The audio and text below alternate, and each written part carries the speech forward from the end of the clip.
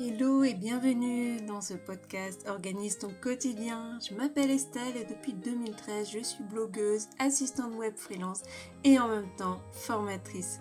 Je voulais vous proposer des astuces et des conseils concrets pour réussir à concilier vie pro et vie perso. Vous découvrirez aussi des interviews d'entrepreneurs organisés. Vous retrouvez toutes les informations dans chaque note des épisodes. Et à moi de vous souhaiter maintenant une bonne écoute.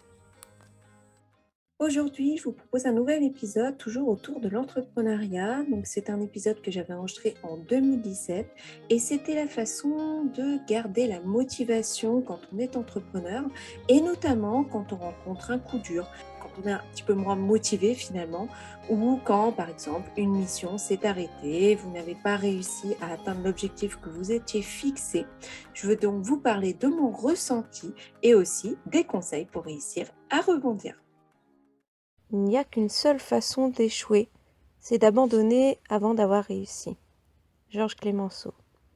Bonjour à tous, j'espère que vous allez bien. Je vous retrouve aujourd'hui pour un nouvel épisode consacré à l'entrepreneuriat. Et aujourd'hui, je voulais parler plus précisément des passages parfois difficiles de la vie d'un entrepreneur, des phases que l'on rencontre et que malheureusement on ne met pas assez en avant, puisque c'est assez naturel aussi de parler toujours des choses positives. Mais parfois, je pense que ça peut être bien aussi de parler des phases de doute, des phases d'échec, des phases où on a envie de tout arrêter, où on se remet en question, où un produit ou un service n'a pas fonctionné. On se demande pourquoi.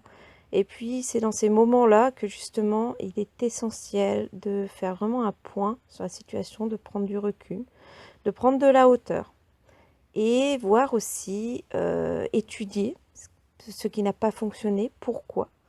Mais aussi vous reconcentrer sur toutes les réussites que vous avez eues, puisque forcément, au cours de ces années d'entrepreneur, vous avez appris. Même si sur le coup, vous ne voyez pas toutes ces réussites, faites la part des choses. Par exemple, reprenez des articles de presse que vous avez eus, des articles de blog, des passages où des personnes ont parlé de vous, des rencontres que vous avez faites. Tout ce que vous avez mis en place, en fait, vous avez normalement toujours gardé une trace de tout cela, ou en tout cas, si cela n'est pas encore fait, je vous encourage vivement à le faire, puisque c'est quelque chose qui est important. Je le répète assez souvent aux personnes qui se lancent, en fait.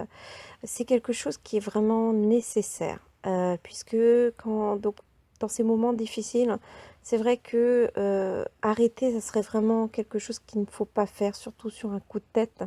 C'est quelque chose qui va se réfléchir, qui doit se mûrir, comme tout deuil finalement qu'on doit faire. Voilà, donc c'est pour ça que dans ces passages, vous allez donc faire d'abord le point. Puis après, vous allez réfléchir à un nouveau plan d'action, une nouvelle idée, une nouvelle stratégie, quelque chose qui pourrait vous animer en fait, une nouveauté, quelque chose qui va vous pousser de nouveau à continuer, à aller plus loin, à aller de l'avant. Pourquoi pas essayer de lancer, donc vous dire par exemple, voilà, je me mets pendant un mois sur cette nouvelle idée, je ne travaille que sur ça. Voilà. En attendant, bien sûr, il y a une troisième chose aussi que je voulais aborder, c'est le fait que forcément, si c'est un petit peu difficile pendant ce temps-là, il y a forcément l'aspect financier qui peut jouer. Et ce n'est pas du tout un échec, mais justement, c'est faire preuve, selon moi, vraiment c'est vraiment une prise de recul et une remise en question qui est importante, c'est de reprendre une activité salariée. Mais en vous disant que voilà, ce sera vraiment passager, puisque voilà, en général, vous êtes vraiment animé par votre vie d'entrepreneur, pardon. C'est quelque chose qui vous anime depuis très longtemps, c'est quelque chose qui est en vous. En général, hein, on l'a vraiment dans les tripes, c'est vraiment quelque chose de viscéral. Mais dites-vous que prendre une activité salariée, ce sera pas du tout un échec, mais au contraire, c'est prendre suffisamment de recul pour mieux rebondir. C'est quelque chose qu'on ne met pas forcément en avant, et vraiment, c'est un peu dommage ça. Il y a énormément d'entrepreneurs qui ont en fait une double activité, c'est-à-dire qu'ils ont à la fois leur entreprise et en même temps, ils ont leur vie de salarié. Je vais consacrer un podcast à ce sujet, comment justement réussir à concilier les deux, puisque c'est quelque chose qui est important en fait de séparer, puisqu'à ce moment-là, quand vous êtes dans votre vie de salarié, vraiment, il faut avoir votre place de salarié, c'est quelque chose qui est parfois un petit peu difficile, surtout si vous êtes allé assez loin, enfin ça fait quelque temps que vous êtes indépendant, mais bon, dites-vous que c'est qu'un passage, c'est aussi des remises en question, et puis de toute façon, dites-vous que ça va durer un moment. Voilà, accrochez-vous à ça, dites-vous que c'est un moyen finalement de pouvoir continuer votre activité, de vivre de votre passion, quelque chose qui vous a poussé finalement à créer votre entreprise. Mais voilà, ça peut être vraiment la bonne solution en attendant. Et le quatrième conseil, on va dire, que je pourrais vous dire, c'est aussi de continuer à vous entourer de positif, de vous entourer des bonnes personnes, de continuer à devenir toujours la meilleure version de vous-même. C'est-à-dire, si vous faites notamment, si vous lisez énormément d'ouvrages sur le développement personnel, c'est quelque chose qui est très très important de vous recentrer sur vous-même et en même temps les choses positives. Donc ça peut être vous, mais ça peut être aussi votre entourage.